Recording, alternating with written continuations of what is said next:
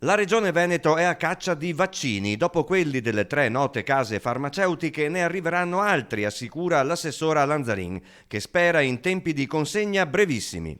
Noi siamo pronti, tutte le USL hanno già attrezzato palestre, fiere, centri culturali, centri ricreativi, patronati e hanno già in programma anche di fare tante vaccinazioni, si parla addirittura di circa 2500-3000 vaccinazioni al giorno. Quindi la macchina organizzativa è pronta, ci servono i vaccini. L'assessora invita tutti a non abbassare la guardia, basta guardare a cosa succede in altre regioni d'Italia, dice. Massima attenzione, senso di responsabilità e senso civico sono le frasi che ormai sentiamo recitare tutti i giorni, in attesa di novità dal Ministero.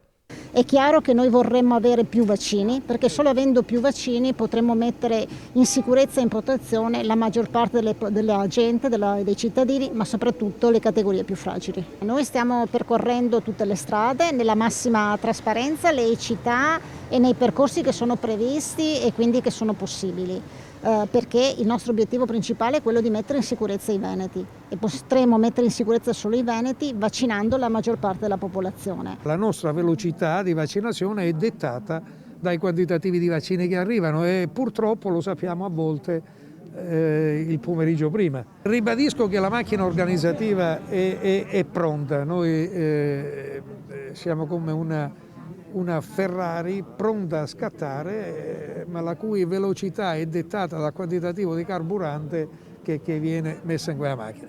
In questo momento abbiamo, dal punto di vista organizzativo, una Ferrari che sta viaggiando come una Fiat 500 dell'epoca, no?